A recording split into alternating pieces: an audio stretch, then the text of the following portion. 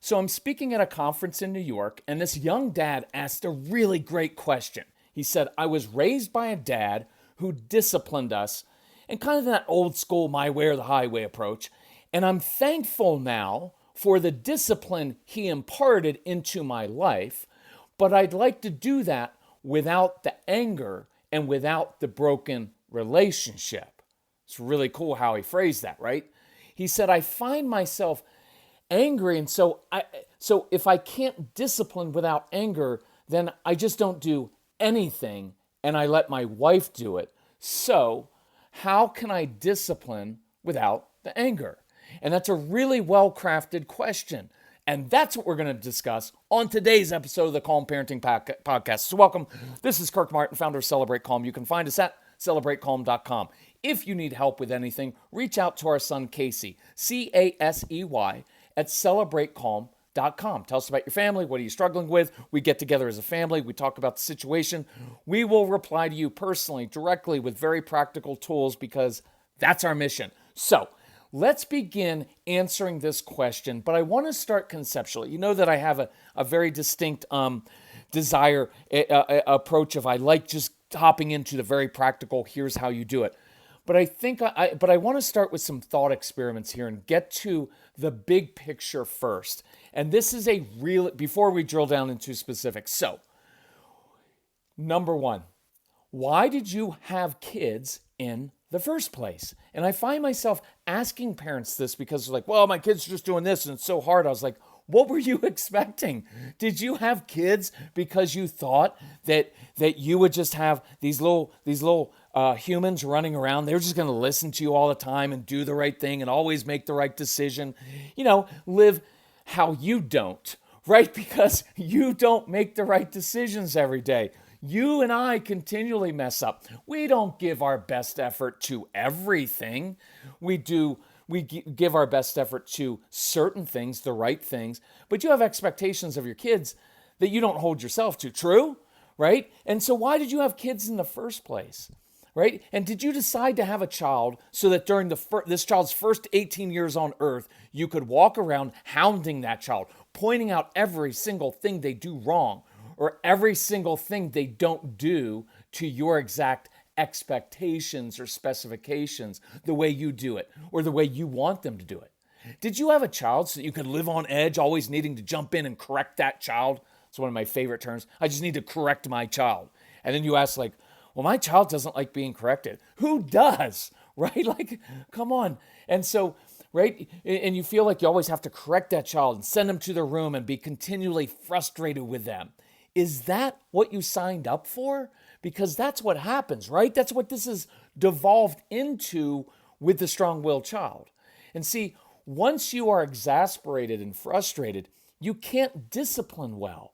You can't discipline correctly because you're on edge and you're angry. And I have another thought experiment. And this is for my more religious friends or Christian friends or maybe formerly religious friends. Consider this thought experiment. Imagine you are God and you're contemplating the creation of mankind. Is this your thought? Hey, you know what I'm going to do? I'm going to breathe my very life and being into the souls of these little creatures of my creation. And then for their entire lives on earth, I'm going to continually keep my eyes on them, pointing out every single time they don't live up to my expectations. I'm going to make them feel guilty for being flawed. I'm going to shame them for their stupid mistakes, and I'm going to punish them for missing the mark, and generally just be frustrated with and disapprove of their actions continually. Yeah, that sounds about right. Right? Is it because a lot of us have that conception, and that bleeds into our parenting? Or do you think that a creator's thoughts would or could be this? I'm going to breathe my very essence into these flawed children and constantly shower my love on them. Enjoy them in all their imperfection. Guide them, teach them, encourage them when they do things that hurt themselves or others. And I'm ultimately going to build a trusting relationship with them so I can actually enjoy them. Right? But you don't actually believe that because most of us grew up with the former thought. And so this ends up being your default paradigm for parenting your kids. here's what it is. Thought number 2. Well, my job is to discipline my child. Isn't it interesting that that becomes the overriding thought for so many of us, including me, right? That's what it was for me. My job as the dad is to instill discipline because I don't want you to grow up and make the same mistakes I made. It's actually a noble goal, but it begins to subsume or override the real job we have, which is to love and encourage and enjoy our kids. I want you to really think about that because along the way, what really changed our family is I changed my focus from this.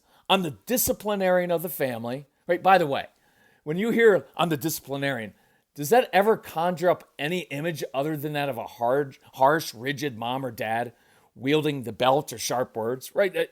Right. So I changed from my job is to be the chief disciplinarian of our home to I'm the giver of wisdom and tools. I am the giver of wisdom. I'm the giver of tools.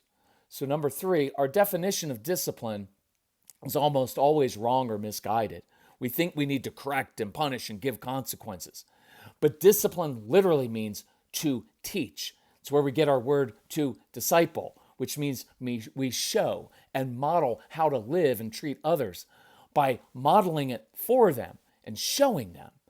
And I would add by patiently doing this. See, if my idea of discipline is to correct a child's errant ways, it usually just stops at barking consequences, telling them, cut it out, stop doing that, and getting angry and frustrated at them, which isn't teaching. It's just parenting out of frustration. What do I have to do to get through to you? You can't continue to do this. How many times do I have to tell you?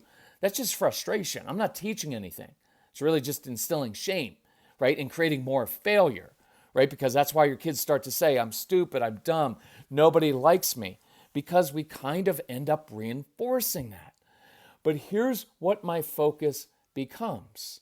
Son, daughter, you're misguided in your actions, and that's hurting yourself, right? Look, you're at discipline. Good discipline is you're advocating for the child's best interest, not what's most convenient for you, right? Cut that out because I'm trying to enjoy our day, right? Sometimes, if we're honest, that's what it's about.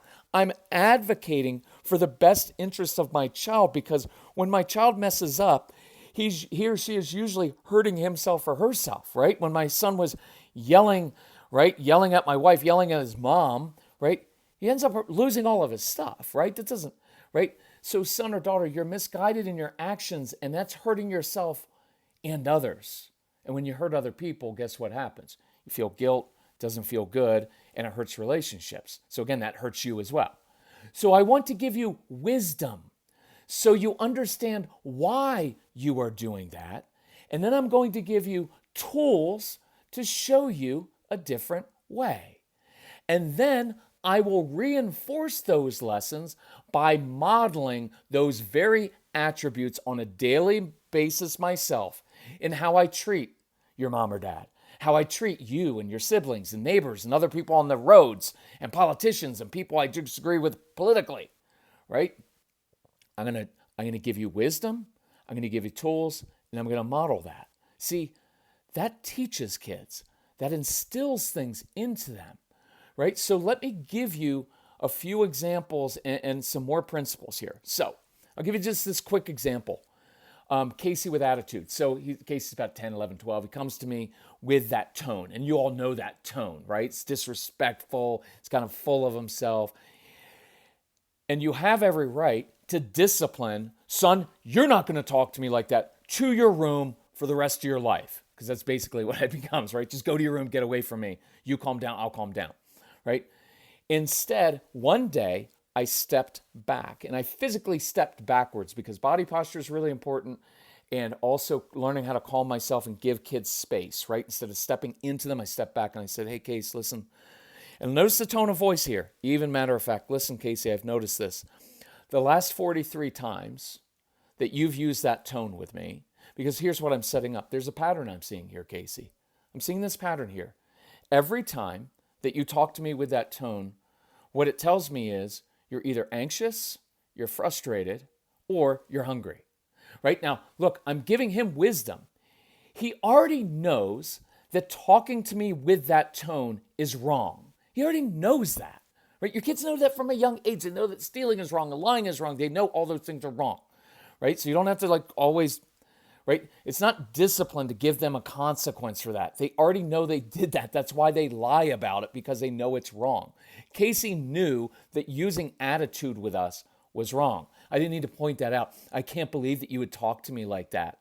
What good does that do? I'm just taking it personally, right? By the way, it would be weird if your teenagers didn't occasionally have some attitude. I would think they were up to something if they were always, Mother, Father, what kind of wisdom would you like to give me today? I'm all ears, right? That would be weird. So when I stepped back and I decided I'm the giver of wisdom, and so I gave some wisdom to say, Case, I noticed this pattern that when you use this tone of voice, you can use it with your child. Hey, when you're picking on your siblings, it's usually because you're not feeling good about yourself. You're down on yourself. Something happened at school. You got picked on at school. So now you're taking out on your brother or sister. See, I'm giving him wisdom so he understands why he's doing that, right? Because that is hurting his relationship with me. It is hurting him because if he uses that kind of tone with me, I'm not going to take him and get him things, right? So, wisdom. Now I start to give him tools. And I can be firm in my discipline. Let me just do it. Hey, Case, so you've got two options right now. Notice the tone of voice. I'm not angry. I can't believe that you would talk to me like this. I'm just letting you know, here's how I roll. Two options. Number one, son, you continue to talk to me like that, and you're just going to lose all your stuff. It's just not going to end well for you. See, there's no energy in that. I'm not taking it personally, and I'm not making it personal either. Please stop that. It's wounding to kids. It hurts them. It will crush your relationship. I don't have to say, you know what? You always use that tone. You know what? If you're going to use that tone in life with people, you're never going to be successful. You're going to end up being rejected by everybody. It's not helpful, right? So, son, you may continue to talk to me. It's not going to, look, it's not going to work well for you. I'm giving him wisdom there. It's wisdom. I'm just reading this situation. This is how it works, right? I'm not making it personal. But if you want to grab some chips, I'll grab some salsa. I'll meet you out on the deck. I'll meet you in the basement, and I'll help you with whatever you're struggling with. See, now I'm giving him some tools. Hey, because one of our tools is space. Motion changes emotion. You go grab that. I'll grab this. I'll meet you in a different place. Those are tools to calm down. And now I'm modeling. Look, I'm modeling the very attribute I want him to follow, which is I'm being patient with another person who's not necessarily treating me very well.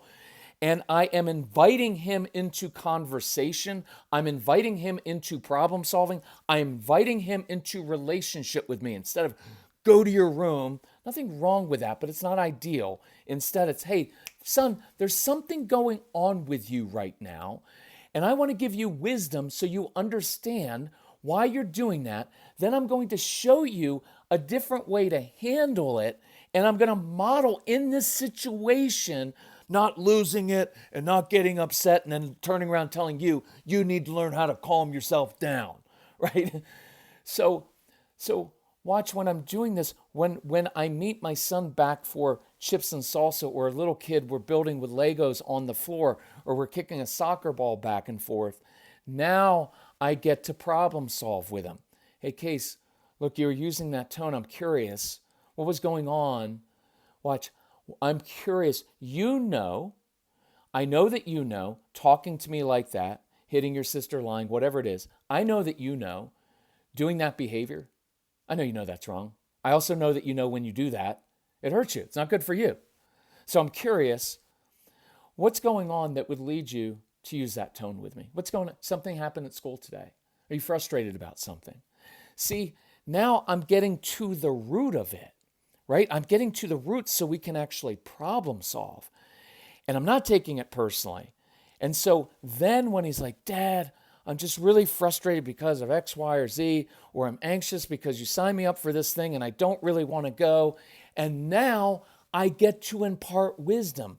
Son, totally get that, Casey. If I were you, I'd probably be a little bit anxious too about this new thing that you're doing, right? It's normal to be anxious when you go to new places and try new activities because you don't know if you're going to do it well, you don't know how it works. Perfectly normal, son. So, son, here's what I've found in life when I try new things. I tend to go to the new place a little bit early, and then I oftentimes like to go to whoever's in charge and say, hey, I'm going to be in your class. Can I help you with anything? Do you need any help with anything? Because sometimes they'll give me a job to do, and I like doing jobs because I'm really good at doing jobs, and it takes the focus off my own anxiety. And that way I get a personal relationship. I've connected personally with the person who's in charge of this event or this activity. And that calms me down and that relieves my anxiety. So watch how this works. Child comes to you with an attitude or doing something. You know what? How many times have I told you, you can't talk to me like that? You need to stop doing that. Stop treating your sister like that. You cut it out. Go to your room. All those things. Instead of that, it's, hey, listen, I've noticed a pattern here. Here's probably what's going on. So you've got a couple options. If you keep doing that, it's just not going to end well for you. But here's what I'd like to do right now. Will you come help me out with that? And sometimes you just go for a drive. Sometimes you ask them for help doing something because sometimes kids like doing a mission. You're not telling them, calm down right now, fix that. I'm de-escalating things. And now I'm with my child, and now I can get to the root. And I love the phrase, I'm curious. I'm curious what's going on. See, I'm curious is I'm coming alongside of you to help you so you don't keep doing things that hurt you. Traditional discipline is I'm going to stand above you and over you and tell you to cut it out, or I'm going to take things away from you. Got it? Right? I'm coming alongside. And so I want you to practice that this week because there's no anger. I'm not making it personal. I'm not angry at you, Casey. I'm just letting you know this isn't going to work well, right? This isn't going to work. But here's what would work, and I'll show you a different way. So let me close with this. For 1 week, I want you to try this, right? Start talking to your kids, even matter-of-fact tone. Even talk to them like they're a business colleague. Right? Because you don't walk around your office like yelling and screaming at people like you do to your kids. If you do, you're a jerk, right? Nobody likes you at the office. It doesn't work at the office. You talk rationally with them and you problem solve when things go wrong. So I want you to try that. For 1 week, simply do this. Walk into situations and sit down and observe them before you speak. Sit and watch. Just observe and then start asking questions and be curious and problem solve. If you want to take discipline to, instead of discipline, you could do it as I give wisdom and tools. You could be, let's substitute the word problem solve instead of discipline, right? I'm going to walk around and I'm going to teach my kids how to problem solve different situations. See, for the guys out there, that might be a really helpful paradigm because we like to problem solve. We like to fix stuff. So instead of fixing your kids and fixing the situation, let's teach them how to problem solve. Let's teach them how to fix these things themselves. See, now I get to be a teacher, right? Impart your wisdom, not just discipline.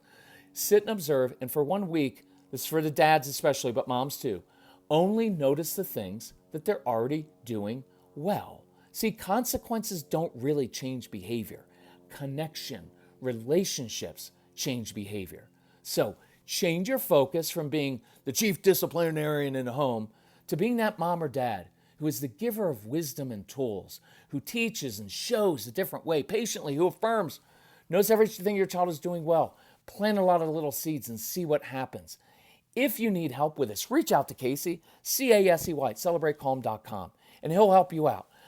Go to the website, CelebrateCalm.com. Look, it's very simple to me. I would get the Calm Parenting Package.